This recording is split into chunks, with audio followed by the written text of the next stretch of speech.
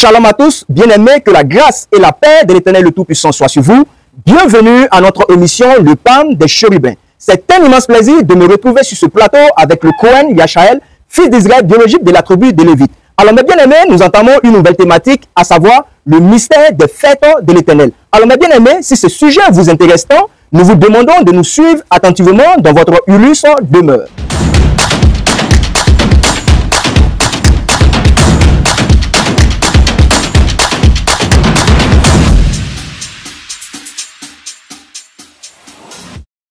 Shalom prophète. Shalom, shalom. Comment allez-vous? Par la grâce du Père, je me porte super bien. Et la famille? Tout le monde se porte bien. Merci de passer sur notre plateau. C'est avec plaisir, bien sûr. Alors, nous avons une question à vous poser. D'abord, avant de rentrer dans le vif du sujet, le thème est les mystères des fêtes de l'Éternel. Alors prophète, moi ma première question est de savoir qu'est-ce que la Pessa? Merci beaucoup une fois de plus encore d'être sur ce plateau. C'est avec joie et bonheur que je me retrouve là toujours à partager la parole du Seigneur avec vous. Merci beaucoup. Et avant d'entrer dans notre sujet, bien sûr, comme j'en ai l'habitude, adresser un shalom à tous nos frères et sœurs qui sont de par le monde entier, tous les éternistes, que le Seigneur vous bénisse, et ceux-là qui ne sont pas des éternistes, mais qui nous regardent pour la première fois, que le Seigneur vous bénisse également. Pour ceux qui ne me connaissent pas, je suis le Cohen Hanazinezeria, fils d'Israël biologique de la tribu de Lévi. Alors, pour revenir à la question de savoir, qu'est-ce que la Pessa? Exactement. Alors, nous allons commencer d'abord par donner la définition même du mot avant de parler de sa signification. Ok.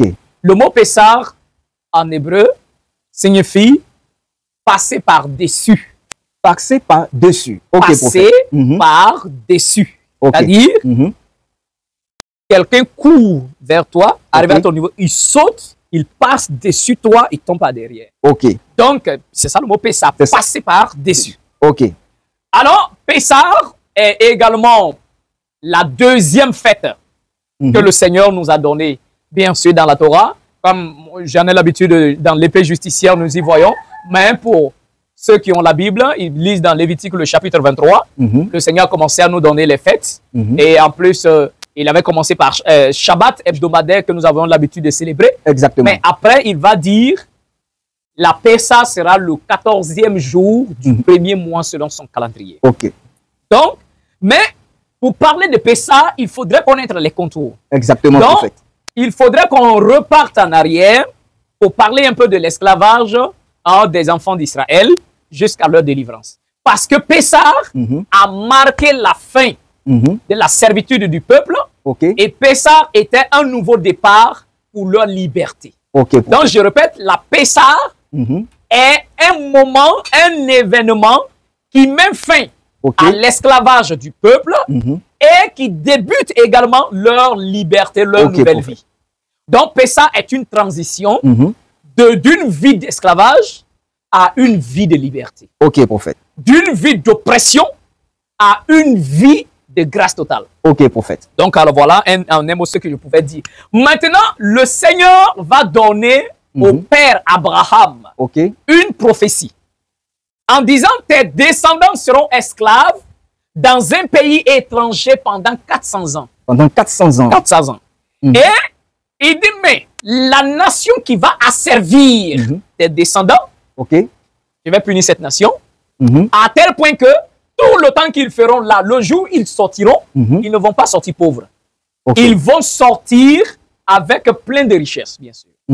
Et effectivement, le Seigneur donne cette prophétie à Abraham. Mais il faut comprendre, les enfants d'Israël n'avaient rien fait de mal à l'époque parce qu'ils ne sont même pas encore nés. Exactement. D'accord? Mais la prophétie était déjà donnée. Donc, je vais lire un premier passage avec vous dans l'épée justicière, le chapitre 42. Ok, dans l'épée justicière. À partir du verset 58, le contexte ici est que Pharaon, avec les anciens, avait pris une mesure désormais afin de rendre les enfants d'Israël esclaves. Parce que eux, ils étaient en Misraïm, c'est-à-dire dans le pays d'Égypte. Et puis, un jour, les Cananéens avaient attaqué l'Égypte. Mais les Israélites habitant dans le pays, les Égyptiens vont leur demander de les accompagner à la guerre. Puisque cela aussi dépend de leur survie dans le pays. Et effectivement, quelques poignées d'Israélites vont accompagner les Égyptiens à la guerre. Ok. Mais arrivé à la guerre, les Cananéens étaient plus forts que les Égyptiens à tel point qu'ils ont fui. Ils ont fui la guerre. C'est-à-dire les Égyptiens ont fui la guerre en laissant au milieu les enfants d'Israël. Seuls au combat. Au combat. Ok, prophète. Et c'est comme ça, avec la grâce du Seigneur, ils vont quand même se battre. Et ce petit poignet-là, ils vont vaincre l'ennemi. Ils ont vaincu l'ennemi qui était là, ce petit poignet-là. Ce petit poignet. Et c'est comme ça, quand ils retournent en Égypte, dans la ville, c'est là que les Égyptiens avaient tellement peur. Et sans le voir, le pharaon. Ils avaient peur de qui? Ils avaient peur des Israélites. Des Israélites, ok. Et ils disent à Pharaon, ce peuple-là devient un danger pour nous. Un danger pour les Égyptiens. Et regardez comment ils sont forts. À la guerre, on les a laissés ce petit poignet-là, mais ils ont pu vaincre l'ennemi. Mais si on ne prend pas des précautions, vous allez voir que le jour où l'ennemi viendra nous attaquer, ils vont se joindre à nos ennemis et puis nous faire la guerre et puis quitter le pays. Okay. Mais de toute façon, même ils sont en train de se multiplier dans le pays, eux-mêmes peuvent même nous faire la guerre pour sortir. Ok, prophète. Et c'est là qu'ils vont décider de les rendre esclaves. Mais le pharaon va commencer avec, parce qu'il y avait plusieurs conseillers, il faut comprendre que le magicien Balaam était conseiller de Pharaon. Jéthro, qui deviendra plus tard le beau-père de Moïse, était également conseiller de Pharaon. Et il faut comprendre qu'à l'époque, c'est là que Pharaon demande conseil à ses serviteurs, à ses ministres. Jéthro prend la parole pour dire ce peuple-là, il ne faut pas les rendre esclaves. Et ils ont un Dieu puissant derrière eux. Donc si tu ne les aimes pas, renvoie-les de ton pays. Mais ne les fais pas du mal. Ok, on va continuer. Donc, vous allez voir que une fois que Jéthro a dit donner ce conseil à Pharaon, Pharaon n'a pas apprécié ce conseil. Pharaon voulait même tuer Jéthro. Il avait fui d'Égypte avec le bâton de Joseph. Il faut comprendre que le bâton de Joseph était le bâton que le Seigneur lui-même avait taillé de l'arbre de la vie pour donner à Adam, avant de le renvoyer du jardin.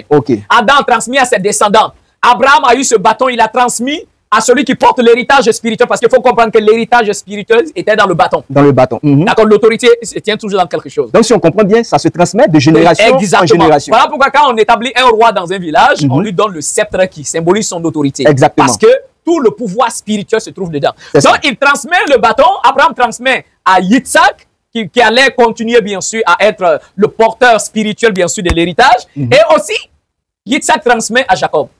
Jacob a 12 fils. Ruben est le premier. C'est ça. Benjamin est le dernier. Mais il faut comprendre que Ruben avait couché avec la femme de son père.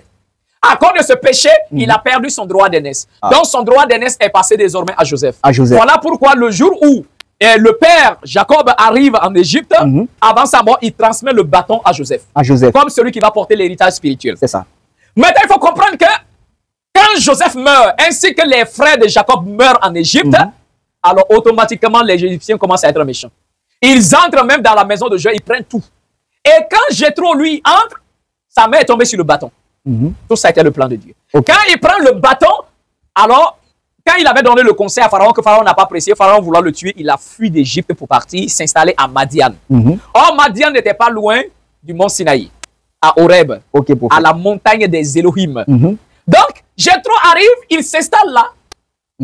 Il fait un petit jardin. Pendant qu'il travaillait, il a décidé de planter le bâton.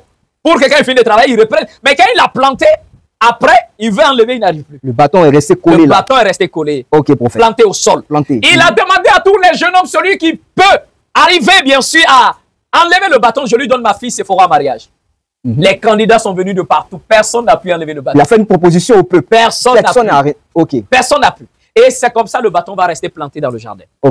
Maintenant, je reviens en arrière pour dire que quand les enfants d'Israël étaient esclaves, Pharaon prend la mesure avec le conseil de Balaam, qui était, Balaam, qui était également un ministre de Pharaon. C'est lui qui va dire de rendre ce peuple-là esclave, parce qu'ils sont extrêmement dangereux. Si on veut voir, ce n'est même pas l'idée même du Pharaon. Non, il a demandé conseil. Quand tu veux faire quelque chose, tu demandes conseil. Exactement. Donc, et c'est comme ça, Balaam va donner le conseil de les rendre esclaves. Et dit, bon, ce peuple-là, si tu les maltraites, je t'assure que ils vont s'en sortir. Si tu le mets dans le feu, ils peuvent s'en sortir parce que leur ancêtre Abraham, on l'a mis dans le feu, il est sorti. Mais je n'ai jamais entendu qu'ils ont résisté à l'eau. Donc il faut jeter tous les petits garçons dans l'eau. C'est la seule façon de les exterminer. Parce que dans leur histoire, on n'a pas encore vu leur Dieu les sauver des eaux. C'est ça. Donc, si c'est par le feu, on a jeté Abraham dans le feu. Abraham, il est sorti. Si tu le soumets à la servitude, comme Laban avait en quelque sorte rendu le père Jacob son esclave, et lui, même si ce n'est pas les travaux durs, ils vont s'en sortir. Parce qu'ils peuvent travailler sans souci. C'est ça. Alors, mais il dit, je n'ai jamais entendu dans leur histoire qu'ils ont pu être sauvés de l'eau. Il faut les jeter dans l'eau. Tous les premiers garçons, on les jette dans l'eau. Et le conseil plut à Pharaon. Et c'est comme ça ils vont décider de publier dans tout le pays que parmi les Israélites, tous les garçons, on les jette dans l'eau. On les jette à l'eau. Oui. Pour ceux qui vont naître là, désormais, on les jette à l'eau. Ils sont à l'eau. Alors, c'est dans ce contexte-là que la parole nous dit, le peuple se rassemble dans l'épée judiciaire, le chapitre 42, le verset 58. On dit, les anciens du peuple se rassemblèrent avec lamentation. Ils se lamentèrent dans un deuil en disant, c'est un avortement que souffrent les entrailles de nos femmes. Notre fruit est livré à nos ennemis et maintenant nous périssons.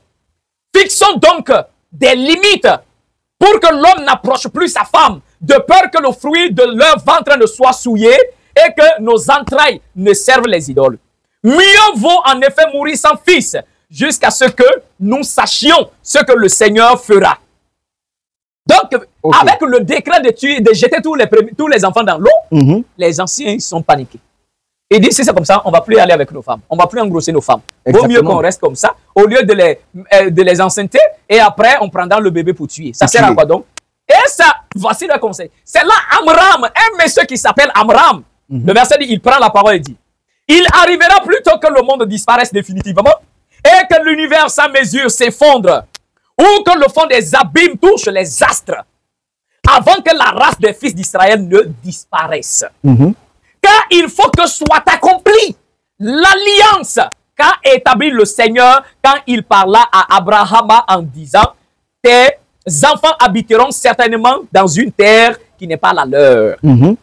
Ils seront réduits en servitude et ils seront affligés pendant 400 ans. Donc, Amram dit, il faut que la prophétie du Seigneur se réalise. Le Seigneur avait dit à Abraham que nous serons esclaves. Et ça pendant 400 ans. Maintenant, le Père même va donner le calcul. Amram dit, et voici depuis qu'a été connue la parole que le souverain a dite à Abraham, 350 ans se sont écoulés. 350 ans se sont écoulés. Il dit, depuis que le Seigneur avait prononcé cette parole au Père Abraham, c'est comme si la prophétie était déjà mise en marche. Et 400 ans, dans les questions là. Vous comprenez, une prophétie est mise en marche dès l'instant que la prophétie est donnée à une personne.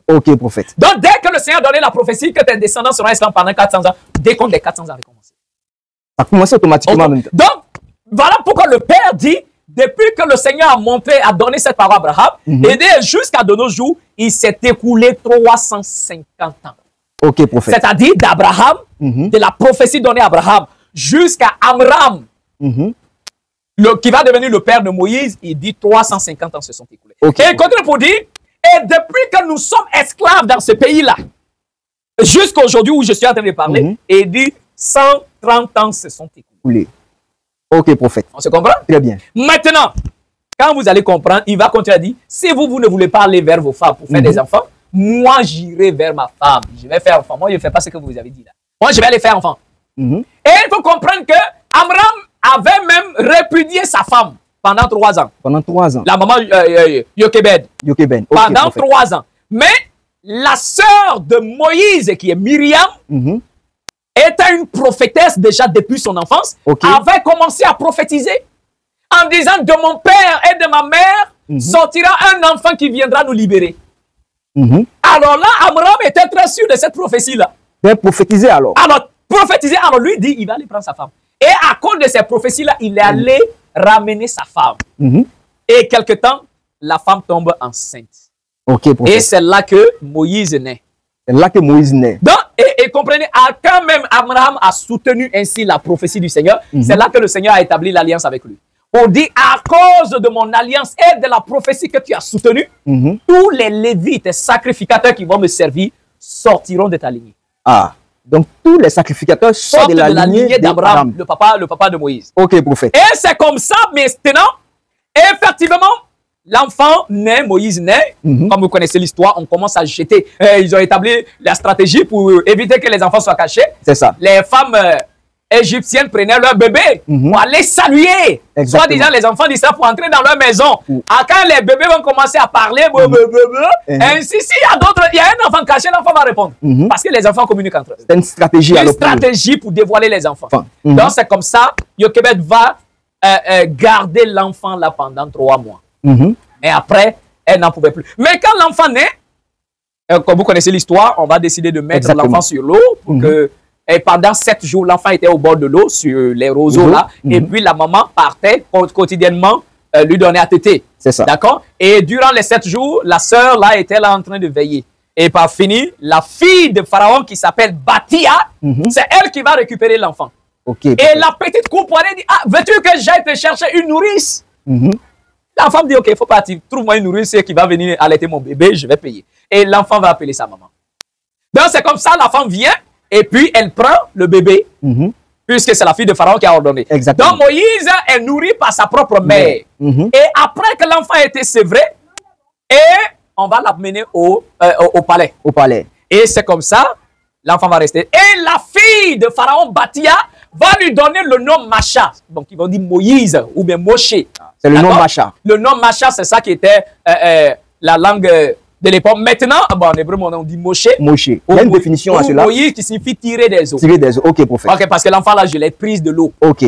Mais il faut comprendre que son père Amram va lui donner un nom. Et le nom que son père Amram lui donne, c'est le nom Héber. Héber.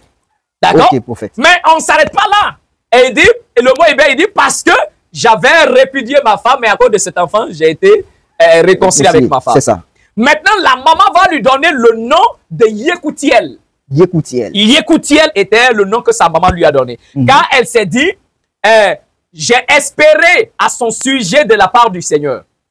Sa sœur Myriam va lui donner le nom de Yared. Yared. Ok, prophète. Et encore plus loin, il dit parce que je suis descendu auprès du fleuve pour savoir ce qui allait arriver. Ok? Mais son frère Aaron lui donne aussi un autre nom. Aaron lui donne le nom de Abizanoé. Abizanoé. Abizanoé est le nom que Aaron lui donne. En disant, mon père avait quitté ma mère et à cause de lui, mon père a repris ma mère. Maintenant, son grand-père qui était Kahat, c'est-à-dire le papa d'Amram, son grand-père, alors va lui donner le nom de Abigédor. Abigédor. Ok? Ok, prophète. Pour dire qu'à cause de cet enfant, à cause de son mérite futur, le Seigneur a fermé la plaie qui était sur les enfants d'Israël et on a arrêté de jeter les enfants dans l'eau. Maintenant, les femmes qui étaient chargées de le soigner, de prendre soin de lui, lui ont donné le nom de Abisuka. Donc, il avait plusieurs noms. Il avait plusieurs noms. Les femmes lui ont donné le nom Abisuka parce qu'on dit cet enfant-là, on l'a caché dans une cabane, dans une chambre cabane, à cause des enfants. C'est ce qui signifie Abisuka. Oui, bien sûr. Ah, ok. Souka vient du mot Soukot. Soukot. D'accord? Et il faut aussi comprendre que même le peuple entier lui donne un nom. Encore. Ah, le peuple entier lui donne le nom. Plus tard, son nom deviendra Semeïa. Semeïa qui signifie? Semeïa, fils de Nathanaël. Il dit qu'en ces jours-là, l'Éternel a entendu nos gémissements et il nous a sauvés de la main des oppresseurs. Wow. Si on veut voir, c'est un libérateur. Un libérateur, bien sûr. Okay, alors, perfect. Macha étant adopté par Bathia, il va grandir dans la cour de Pharaon. Ok. Maintenant, plus tard, un jour, toujours Moïse étant dans le palais de Pharaon, vous allez voir qu'un jour, Pharaon veut manger avec ses ministres. Il les convoque, Balaam même était là. Ok. Et Bathia, la fille de Pharaon, était juste assise à côté de son père, le roi. Moïse était sur ses pieds. Ok. Donc Moïse était un enfant, il a tendu la main, il a enlevé la couronne de Pharaon et il a déposé sur sa propre tête, le petit garçon. Le petit garçon. C'est là que Balaam dit, voilà, moi j'ai dit, ça sont des Hébreux, les Hébreux ils sont comme ça. Les gens disent, non, c'est un enfant, il est inconscient. Balaam dit, les Hébreux là, moi je les connais, il n'y a pas plus petit. Ils sont tous dangereux, lui là, il a fait exprès, il est conscient. À tel point que bon, pour terminer, on dit d'accord, on va envoyer 2 caisses. L'autre remplie de diamants et puis l'autre remplie de braises. De braises. Si l'enfant va vers les braises, c'est que vraiment il est inconscient. Exactement. On envoie 2 braises, 2 caisses, on dépose. Bon, voilà, Moïse aussi, il va vers les diamants. Il va vers les diamants. Oui, bien sûr. Donc, il a fallu que le Seigneur envoie un ange de façon invisible pour le pousser vers les braises. Et c'est là que l'ange éteint le feu subitement. Mais le charbon était encore chaud. Moïse a mis sa main, il l'a mis dans sa bouche. Et ça brûlait sa langue. Et sa partie de là, en grandissant, il a commencé à bégayer. Sa langue était collée. Donc, il ne parlait plus bien. Pour parler, c'était très difficile. Très difficile. Ok, prophète. C'est de là que vient sa notion de bégayement. Ok. Maintenant, après quelques temps, après l'incident, Moïse grandit, il a 18 ans. Quand il a 18 ans, on lui dit que c'est Balaam qui avait donné le conseil. Et c'est à cause de Balaam que sa bouche est brûlée. Lui, il a voulu tuer Balaam. Balaam a fui de l'Égypte. Il a pris ses 2 enfants. Il a fui en Éthiopie.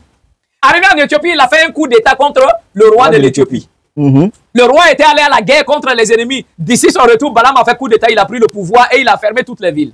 Ah, c'est un Donc dictateur, Moïse, à 18 ans, il sort vers son peuple pour les visiter.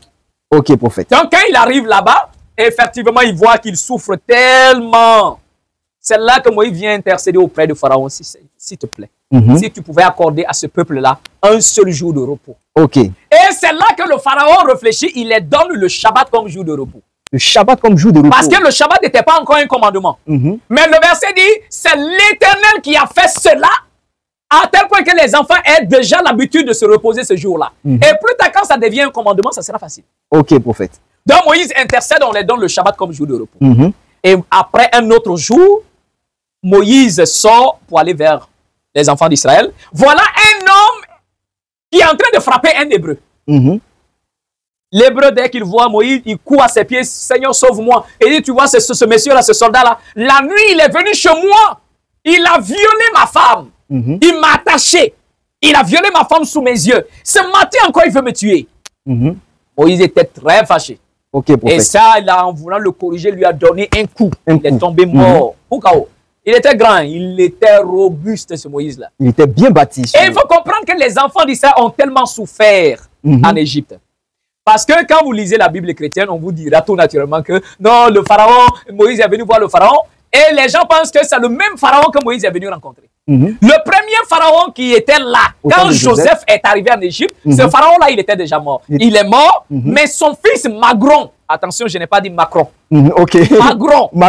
Magron était le fils du pharaon qui est décédé. Mais Magron était encore petit. Il ne pouvait pas prendre le trône. Exactement. Mais comme Joseph était déjà premier ministre, donc le pharaon lui a donné la responsabilité du pays tout en veillant sur l'enfant. L'enfant Magron. Et désormais, là, quand il devient grand, alors il peut prendre bien sûr la place de son père. C'est ça. Et c'est comme ça, quand Joseph meurt, Magron prend le pouvoir. Oh, il commence à fatiguer un peu les enfants d'Israël, mais il avait encore quelques considérations envers Joseph et ses frères. Dès que Magron grandit, il prend le pouvoir, il commence à fatiguer un peu le peuple. Donc Magron avait pour fils Malal ou Molal. Lui, il était extrêmement méchant. Quand Magron meurt, il prend le pouvoir, il commence à fatiguer les enfants d'Israël. Mais en ce temps, Joseph est mort. Joseph était déjà mort. Ok, prophète. Parce que c'est Joseph qui a pris soin de Magron. Mais Joseph est mort avant ses frères. Il était le premier même à mourir. Après, les frères de Joseph également sont morts.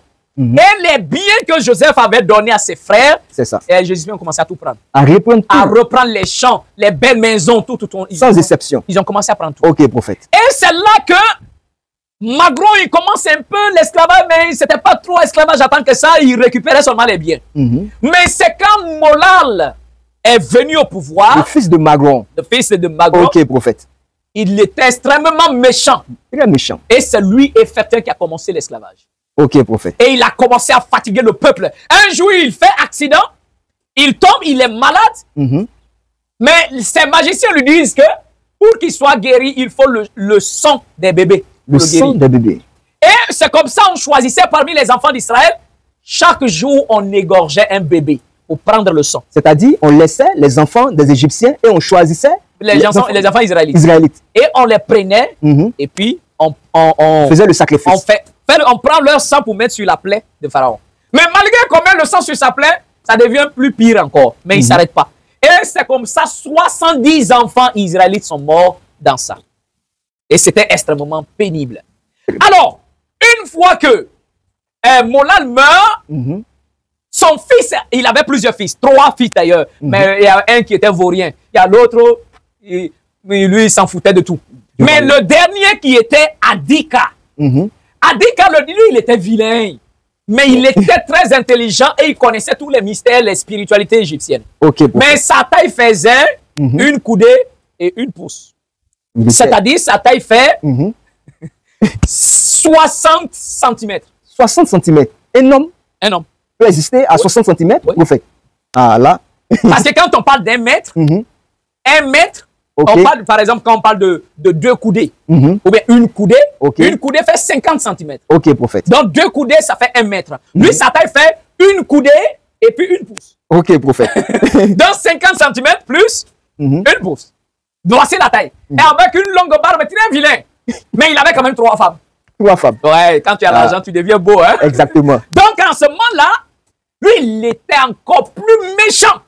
C'était quel nom? Adika. Adika. Adika était très méchant. Ok, prophète. Et c'est comme ça, c'est Adika là qui sera au pouvoir. Mhm. Mais il faut comprendre qu'avant c'est Adika, quand Molal était au pouvoir, Ok. c'est avec ce Molal-là que Moïse avait pratiquement grandi. Ok, prophète. Et quand Moïse est en train de corriger l'Égyptien qui était en train de faire le mal là, et il l'a tué sur coup, donc Pharaon a demandé qu'il meure. Ok, prophète. Et c'est comme ça, Moïse va fuir avec l'aide d'un ange. On va le déposer à 40 jours de marche de l'Égypte. Ok, prophète. Donc il marche un peu, jusqu'à il arrive en Éthiopie. Moïse arrive en Éthiopie. De l'Égypte à l'Éthiopie. De l'Égypte à l'Éthiopie. Parce qu'à pied, on l'avait déjà déposé à 40 jours de marche déjà de l'Égypte. Le reste, il a fait à pied jusqu'à il est arrivé en Éthiopie. Quand il arrive en Éthiopie, il voit que le roi de l'Éthiopie est à l'extérieur de la ville parce que Balaam a fait coup d'État. Et il a fermé toute la ville. Ok. Personne ne peut passer. Et par ces tours de magie, il a produit des serpents pratiquement autour de toute la ville. La ville de l'Éthiopie. Oui. Donc, alors, Moïse est venu voir le roi qui était là avec sa femme, avec les soldats qui étaient allés avec en guerre. Il est resté avec eux, là-bas. On l'a accueilli, il est resté. Donc, Moïse a fait 9 ans. En Éthiopie. 9 ans avec le roi, ceux qui habitaient déjà derrière la ville. On se comprend? Et c'est après la mort de ce roi, de l'Éthiopie, là. De l'Éthiopie à qui Balaam a fait coup d'État. Bon, les gens là, ils disent, bon, qui va désormais être notre chef? Ils regardent, voilà un homme à côté de Gaïa comme ça, bien noir et Gaïa, ils ont dit, mais lui, il devient notre roi. C'est comme ça ils vont établir Moïse comme le roi. Comme le roi. Et désormais, Moïse réfléchit comment il va reprendre la ville. C'est-à-dire, il réfléchit comment il va rétablir un coup d'État. Exactement. Okay. Donc, celle-là, il réfléchit et dit à ces gars-là, vous partez en brousse, bien sûr, pour chercher des oiseaux. Si quelqu'un ne trouve pas, il meurt. Quand vous trouvez les oiseaux, amenez, ne les nourrissez pas, attendez 3 jours. Ok, prophète. Donc, on a affamé les oiseaux pendant 3 jours. Le 3e jour, on amène les oiseaux partout où il y avait les serpents là. Ils ont relâché les oiseaux. Les oiseaux ont tué tous les serpents. Wow. Et mangé. C'est comme ça, Moïse récupère la ville d'Éthiopie. Balaam fuit. Avec ses 2 fils, il fuit. Et puis, il va s'établir ailleurs. Mais il ne retourne plus en Égypte, il va s'établir ailleurs. C'est comme ça, Moïse, on lui donne la veuve du roi de l'Éthiopie, là, parce que l'enfant du roi était encore très petit. Il ne pouvait pas régner. Donc, Moïse devient roi de l'Éthiopie pendant 40 ans. Pendant 40 ans. On se comprend? Pendant 40 ans, il est roi de l'Éthiopie. Donc, c'est comme s'il a fait 49 ans en Éthiopie. Et c'est comme ça, quand il finit à la fin de 40e année, c'était le temps du Seigneur pour qu'il puisse libérer le peuple. Et c'est là que la femme, cette femme-là dit aux anciens, mais ça fait 40 ans que vous m'avez donné à cet homme-là. Il ne m'a jamais touché. Charnellement, il ne m'a jamais touché. Alors, et en plus, il est un étranger. Il ne s'est jamais prosterné devant nos dieux. Dès maintenant, mon fils a 40 ans, il est grand. Donc, il peut maintenant prendre la place de son père. Ok, prophète. Bon, sans discuter, les anciens ont fait des cadeaux à Moïse. Et puis, il est parti du pays. Donc, Moïse se dirige vers Madian. C'est là qu'il va à la rencontre vers Jéthro. Jéthro le voit et dit, sûrement lui là. Il doit être un prisonnier qui a volé, il s'est échappé de l'Éthiopie. Je vais le mettre en prison. Quand les Éthiopiens viendront le chercher, j'aurai beaucoup de bénéfices. Ok. Parce que j'aurai attrapé le prisonnier. Ok, prophète. Il attrape Moïse, il le met en prison. Et Moïse fait 10 ans en prison chez Jéthro là-bas. 10 ans. 10 ans en prison. Ok, prophète. On se comprend? Et c'est dans ce contexte-là, maintenant, la parole dit la fille de Jéthro, Séphora, elle se cachait pour donner à manger à Moïse. Et pendant ces 10 années, c'est elle qui nourrit Moïse. Alors, c'est après 10 ans, elle me dit, papa, mais est-ce que tu te rappelles que tu as mis un jeune homme, un Israélite en prison? Il dit, il est mort il y a longtemps. Ça fait 10 ans, il est mort il y a longtemps. Ça fait, mais papa, c'est pas toi qui as dit que les Israélites, là, ils sont vraiment un peu bizarres. Alors, voilà, peut-être qu'il est encore vivant. Et quand il a tellement persuadé son père, ils sont partis, on voit, Moïse est en train de prier là-bas, avec beaucoup de cheveux crépus sur sa tête comme ça. Il sait qu'avec la barbe. Avec beaucoup de barbe en train de prier. Ok, prophète. Oh! J'ai trop étonné. Surpris. 10 ans, et puis il le libère. C'est ça. Bon, viens chez moi. Jéthro lui donne de l'eau, il se lave. Quand il a fini de se nettoyer, de changer de vêtements, il sort dans le jardin pour faire les 100 pas. Là, il voit un bâton qui est planté là-bas. Ok. Sur ce bâton, il y a le nom de l'Éternel qui est écrit dessus. Ce bâton-là l'attire, comme le fer est attiré par les mains. Mais prophète, on peut savoir quel était ce nom-là qui était sur ce bâton. Ce nom qui était sur le bâton était le nom de l'Éternel Yod-Hé-Vav, c'est-à-dire Yahuwah. C'est ça qui était sur le bâton. Ok, prophète. Donc, il regarde le bâton, attiré par le bâton. L'énergie du bâton l'attire. Si. Il décide de toucher. Et dès qu'il touche, ça reste dans sa main. Le bâton reste dans la main de Moshe. Et la parole dit, l'Éternel avait fait en sorte que ce bâton-là reste là jusqu'à ce que son vrai possesseur arrive. Ok, prophète. Et c'est comme ça. Jétro voit encore le bâton dans sa main. Bâton que tous les jeunes ont décidé, personne n'a pu prendre. Et lui, il a pris ça. Donc Jétro était obligé de lui donner sa fille en mariage parce que c'est la promesse qu'il avait faite. Et effectivement, Moïse va se marier. Il sort de la prison à l'âge de 77 ans. À 77 ans, il sort de prison. Donc, on lui donne Séphora comme sa femme. Il fait un premier enfant. Il fait un deuxième enfant. Et c'est quand il a maintenant 80 ans, parce qu'il va faire 3 ans avec Jétro, celle-là étant devenu le berger de son beau-père, il amène son troupeau, bien sûr, derrière la montagne à Horeb. Ok, prophète. Donc, arrivé là, c'est là qu'il y a l'expérience. Et la parole dit, le Seigneur, l'Éternel, avait envoyé un ange qui apparaît à Moïse dans le buisson. Moïse dit, tiens, ça c'est quel miracle, ça c'est quel spectacle. Pourquoi ce buisson ne brûle pas? Bon, je vais aller voir pourquoi ça ne brûle pas. Moïse se détourne pour aller voir. Et quand il arrive effectivement, voilà une voix qui l'appelle. La voix de l'ange, il faut comprendre. Lui qui apparaît à Moïse dans le buisson là, ce n'est pas le Dieu Tout-Puissant, c'est un ange, c'est l'ange qui devrait s'occuper d'Israël. Ok, prophète. D'accord? C'est un ange. Et vous allez même voir, même dans le Nouveau Testament là, dans le livre des Actes des Apôtres, le verset 35 jusqu'à 38, on dit, Moïse, que ses frères avaient rejeté là, en disant qu'il t'a établi notre juge. Il dit, c'est lui que Dieu a envoyé comme sauveur, libérateur de son peuple, avec l'assistance de l'ange qui lui était apparu dans le buisson. Ok, prophète. Donc Moïse, alors, on lui donne la mission d'aller libérer les enfants d'Israël. Et c'est comme ça, le Seigneur essaye bien sûr de le convaincre. Il est là, dit, je ne peux pas parler, ainsi de suite. Le Seigneur dit, ne t'inquiète pas, je suis avec toi. Ok, prophète. Après tous ces signes qu'on lui donne, Moïse retourne en Égypte. Et il va avec son prophète. Parce que l'Éternel a dit à Moïse, je te fais un Dieu pour Pharaon. D'accord?